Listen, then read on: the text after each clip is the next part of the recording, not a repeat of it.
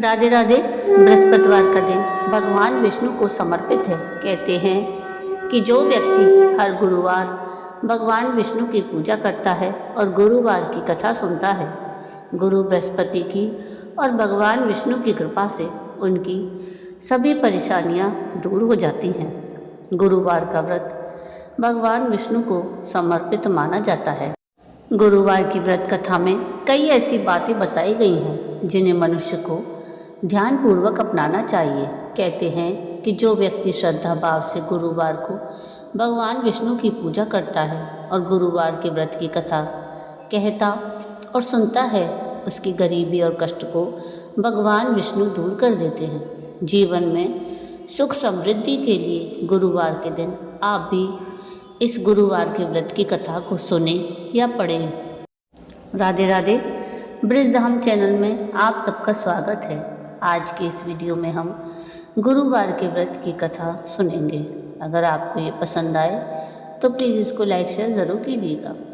भारतवर्ष में एक प्रतापी और दानी राजा राज्य करता था। वह नित्य गरीबों और ब्राह्मणों की सहायता करता, किंतु यह बात उसकी रानी को अच्छी नहीं लगती थी। वह ना तो गरीबों को दान देती और ना ही भगवान का पूजन करती और राजा को भी दान देने से मना किया करती थी। एक दिन राजा शिकार खेलने वन को गए हुए थे तो रानी महल में अकेली थी। उसी समय बृहस्पति देव साधु वेश में राजा के महल में भिक्षा के लिए आए और भिक्षा मांगी। रानी ने भिक्षा देने से इनकार किया और कहा, हे साधु महाराज, मैं तो दान पुण्य से तंग आ गई हूँ। मेरा पति सारा दिन सारा धन लुटाते रहते हैं। मेरी इच्छा है कि हमारा तो सारा धन नष्ट हो जाए और फिर ना रहेगा बाँस और ना बजेगी बांसुरी। साधु ने कहा, देवी, तुम तो बड़ी विचित्र हो। धन और संतान तो सभी चाहते हैं। पुत्र और लक्ष्मी तो पापी के घर में भी होनी चाहिए। यदि तुम्हारे पास अधिक धन है तो भूखों को भोजन दो, प्यासों के लिए प्याऊ बनवाओ, मुसाफिरों के लिए धर्मशालाएं खुलवाओ। जो निर्धन अपनी कुंवारी कन्याओं का विवाह नहीं कर सकते, उनका विवाह करा दो।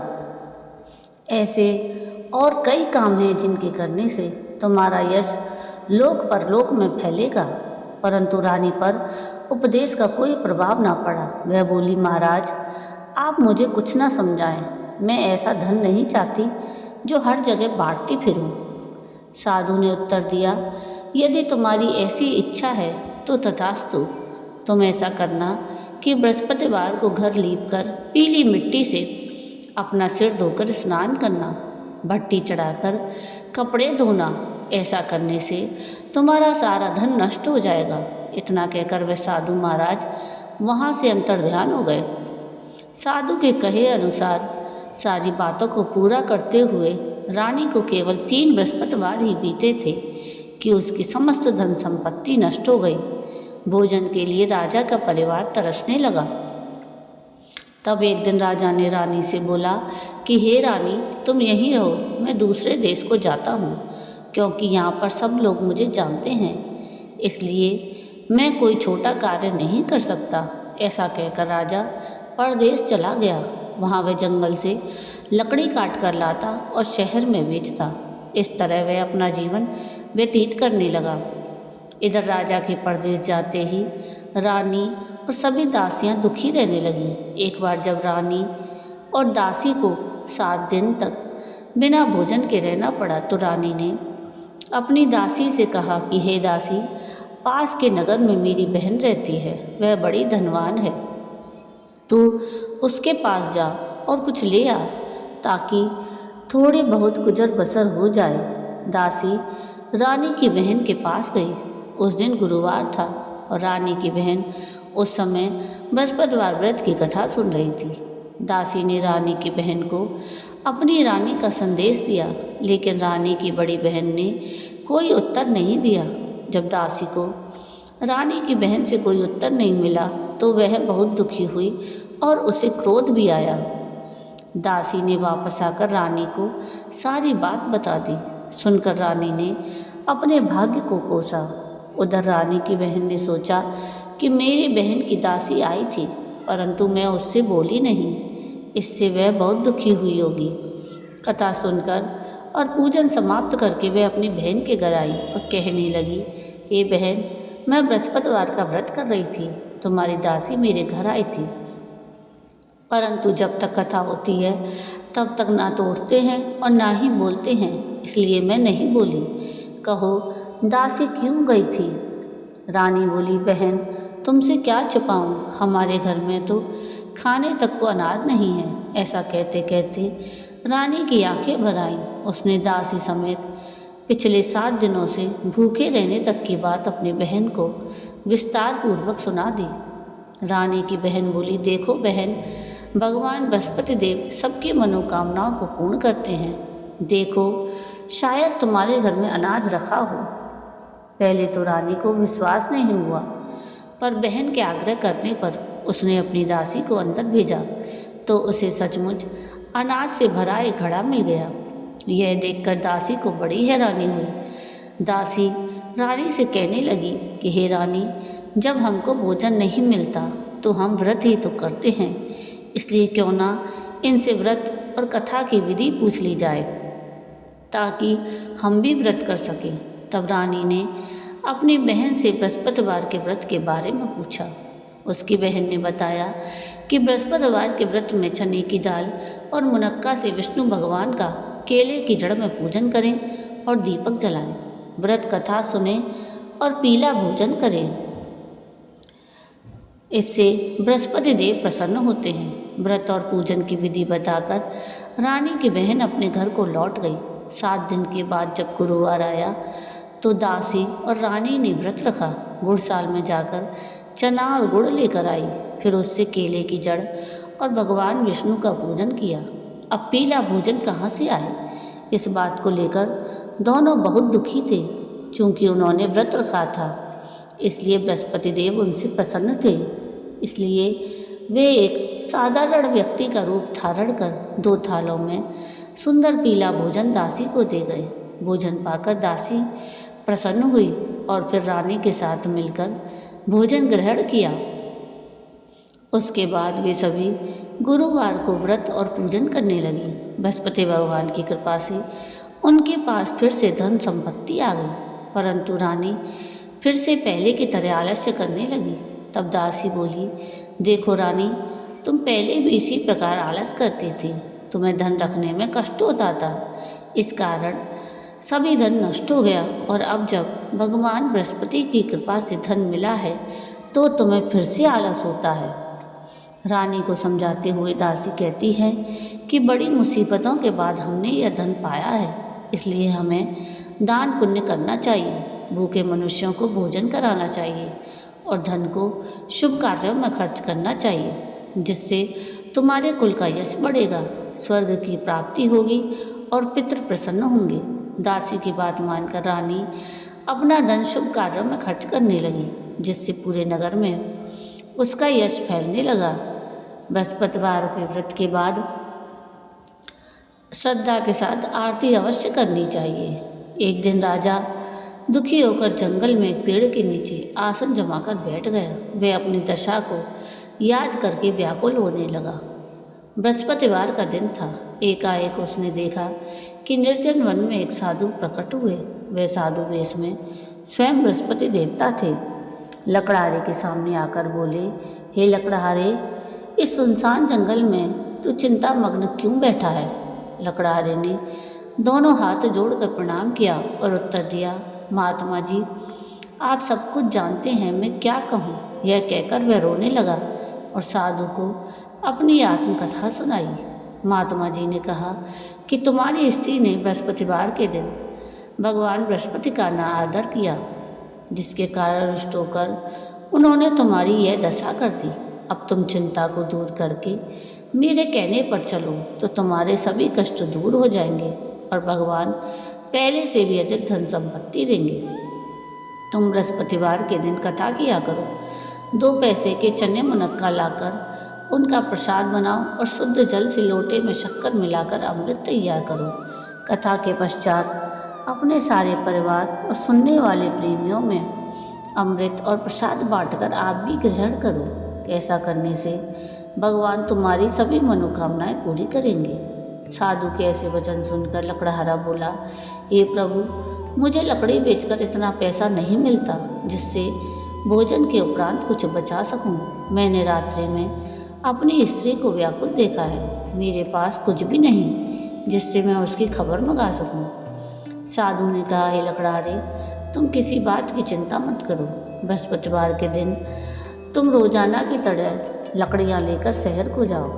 तुमको रोज से दुगना धन प्राप्त होगा जिससे तुम भली भांति भोजन कर लोगे और बृहस्पतिवार की पूजा का सामान भी आ जाएगा। इतना सब कहकर साधु अंतर्ध्यान हो गए। धीरे धीरे समय व्यतीत होने पर फिर वही बृहस्पतिवार का दिन आया। लकड़हारा जंगल से लकड़ी काट कर किसी शहर में बेचने गया। उसे उस दिन और दिन से अधिक पैसा मिला। राजा ने चना गुड़ आदि लाकर गुरुवार का व्रत किया। उस दिन से उसके सभी क्लेश दूर हुए। परंतु जब दोबारा गुरुवार का दिन आया तो वह बृहस्पतिवार का व्रत करना भूल गया। इस कारण बृहस्पति भगवान नाराज हो गए। उस दिन उस नगर के राजा ने विशाल यज्ञ का आयोजन किया तथा शहर में यह घोषणा करा दी कि कोई भी मनुष्य अपने घर में भोजन न बनाए, न आग जलाए। समस्त जनता मेरे यहाँ भोजन करने आए। इस आज्ञा को जो नहीं मानेगा उसे फांसी की सजा दी जाएगी। इस तरह की घोषणा संपूर्ण नगर में करवा दी गई। राजा की आज्ञा अनुसार शहर के सभी लोग भोजन करने गए, लेकिन लकड़हारा कुछ देर से पहुंचा, इसलिए राजा उसको अपने साथ घर ले वाले गए और ले जाकर भोजन करा ही रहे थे तो रानी की दृष्टि उस खूंटी पर पड़ी जिस पर उसका हार लटका हुआ था। वह वहाँ पर दिखाई नहीं दिया। रानी ने निश्चय किया कि मेरा हार अवश्य इस मनुष्य ने चुरा लिया है। उसी समय सिपाहियों को बुलाकर उसको कारागार में डलवा दिया। जब लकड़हारा कारागार में पड़ गया और दुखी होकर सोच विचार करने लगा कि ना जाने कौन से पूर्व जन्म के कर्म से मुझे यह दुख प्राप्त हुआ है, और वह उसी साधु को याद करने लगा जो कि जंगल में मिला था। उसी समय तत्काल बृहस्पति देव साधु के रूप में प्रकट हुए और उसकी दशा को देखकर कहने लगे, अरे मूर्ख, तूने बृहस्पति देव की कथा नहीं की, इस कारण तुझे दुख प्राप्त हुआ है। अब चिंता मत कर। बृहस्पतिवार के दिन कारागार के दरवाजे पर 4 पैसे पड़े मिलेंगे। उनसे तू बृहस्पति देव की पूजा करना, तेरे सभी कष्ट दूर हो जाएंगे। बृहस्पतिवार के दिन उसे 4 पैसे मिले। लकड़हारे ने कथा कही। उसी रात्रि को बृहस्पति देव ने नगर के राजा को स्वप्न में कहा कि हे राजा, तूने जिस आदमी को कारागार में बंद कर दिया है वह निर्दोष है, वह राजा है, उसे छोड़ देना। रानी का हार उसी खूंटी पर लटका हुआ है। अगर तू ऐसा नहीं करेगा तो मैं तेरे राज्य को नष्ट कर दूंगा। इस तरह रात्रि के स्वप्न को देखकर राजा प्रातःकाल उठा और खूंटी पर हार देखकर लकड़हारे को बुलाकर क्षमा मांगी और लकड़हारे को योग्य सुंदर वस्त्र आभूषण देकर विदा कर दिया। बृहस्पति देव की आज्ञा अनुसार लकड़हारा अपने नगर को चल दिया। राजा जब अपने नगर के निकट पहुंचा तो उसे बड़ा आश्चर्य हुआ। नगर में पहले से अधिक बाग, तालाब, कुएं और बहुत सी धर्मशाला, मंदिर आदि बन गए थे। राजा ने पूछा कि यह किसका बाग और धर्मशाला है। तब नगर के सब लोग कहने लगे, यह सब रानी और बांदी के हैं। तो राजा को बड़ा आश्चर्य हुआ और गुस्सा भी आया। जब रानी ने यह खबर सुनी कि राजा आ रहे हैं तो उन्होंने दासी से कहा कि हे दासी, देख, राजा हमको कितनी बुरी हालत में छोड़ गए थे। हमारी ऐसी हालत देखकर कहीं वे लौट ना जाएं, इसलिए तू दरवाजे पर खड़ी हो जा। आज्ञा अनुसार दासी दरवाजे पर खड़ी हो गई। राजा आए तो उन्हें अपने साथ लेवा लाई। तब राजा ने क्रोध करके अपनी रानी से पूछा कि यह धन तुम्हें कैसे प्राप्त हुआ। तब उसने कहा कि हमें यह सारा धन बृहस्पति देव के इस व्रत के प्रभाव से प्राप्त हुआ है। राजा ने निश्चय किया कि 7 रोज बाद वो सभी बृहस्पति देव का पूजन करेंगे, परंतु मैं प्रतिदिन दिन में 3 बार कहानी और रोज व्रत किया करूँगा। अब हर समय राजा के दुपट्टे में चने की दाल बंधी रहती और दिन में 3 बार कहानी कहता। एक रोज़ राजा ने विचार किया कि चलो अपनी बहन के यहाँ हुआ है। इस तरह निश्चय कर राजा घोड़े पर सवार हो अपनी बहन के यहाँ चलने लगा।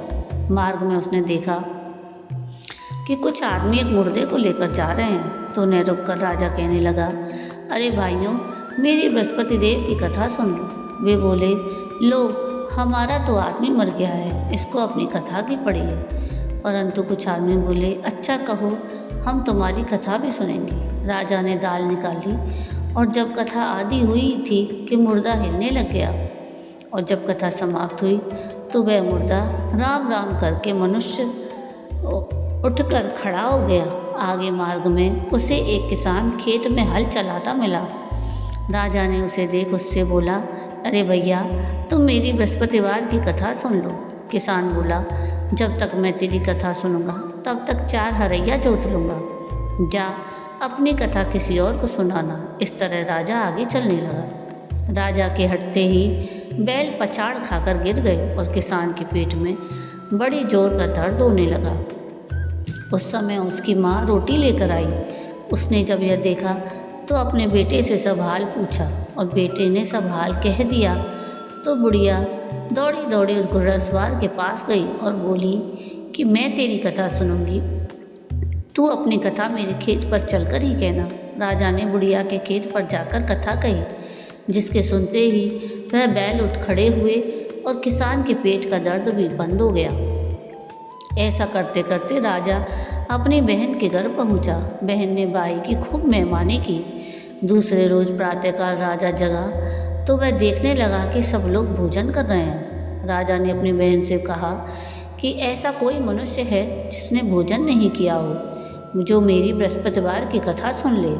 बहन बोली, भैया, यह देश ऐसा ही है, यहाँ पहले लोग भोजन करते हैं, बाद में अन्य काम करते हैं। अगर कोई पड़ोस में हो तो देख आओ। वह ऐसा कहकर देखने चली गई, परंतु उसे कोई ऐसा व्यक्ति नहीं मिला जिसने भोजन ना किया हो। अतः वह एक कुमार के घर गई जिसका लड़का बीमार था। उसे मालूम हुआ कि उनके यहाँ 3 रोज से किसी ने भोजन नहीं किया है। रानी ने अपने भाई की कथा सुनने के लिए कुमार से कहा तो वह तैयार हो गया। राजा ने बृहस्पतिवार की कथा कही, जिसको सुनकर उस कुमार का लड़का ठीक हो गया।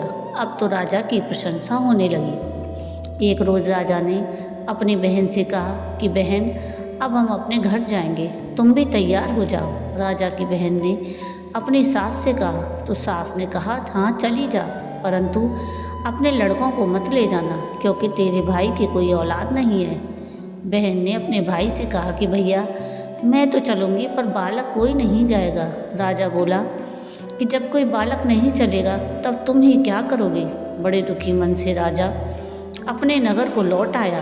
राजा ने रानी से कहा कि हम निर्वंशी हैं, हमारा मुंह देखने का धर्म नहीं है और कुछ भोजन आदि नहीं किया। रानी बोली, हे प्रभु, बृहस्पति देव ने हमें सब कुछ दिया, वह हमें औलाद अवश्य देंगे। उसी रात बृहस्पति देव ने राजा से स्वप्न में कहा, हे राजा, उठ, सभी सोच त्याग दे, तेरी रानी गर्भ से है। राजा को यह बात सुनकर बड़ी खुशी हुई। 9वें महीने में रानी के गर्भ से एक सुंदर पुत्र पैदा हुआ। तब राजा बोला कि हे रानी, स्त्री बिना भोजन के रह सकती है पर बिना कहे नहीं रह सकती। जब मेरी बहन आए तो मुझसे कुछ मत कहना। रानी ने सुनकर हाँ कर दिया। जब राजा की बहन ने यह शुभ समाचार सुना तो वह बड़ी खुशी हुई और बधाई लेकर अपने भाई के यहाँ आई। तभी रानी ने कहा कि घोड़ा चढ़कर तो नहीं आई, गधा चढ़ी आई। राजा की बहन बोली, भाभी, मैं इस प्रकार ना कहती तो तुम्हें औलाद कैसे मिलती। बृहस्पति देव ऐसे ही हैं, जैसी जिसके मन में कामना हो सभी मनोकामनाएं पूर्ण करती हैं। जो सद्भावना पूर्वक बृहस्पतिवार का व्रत करता है और कथा पढ़ता अथवा सुनता है और दूसरों को सुनाता है, बृहस्पति देव उसकी सभी मनोकामनाएं पूर्ण करते हैं। जय बृहस्पति देव की। तो ये थी बृहस्पतिवार व्रत की कथा। आपको आज की ये कथा कैसी लगी मुझे कमेंट करके ज़रूर बताइएगा। और अगर आपको आज की ये कथा पसंद आई हो तो प्लीज़ इसको लाइक शेयर ज़रूर कीजिएगा और प्लीज़ मेरे चैनल को सब्सक्राइब कीजिएगा और कमेंट में राधे राधे ज़रूर लिखिएगा। वीडियो पूरा देखने के लिए थैंक यू। राधे राधे।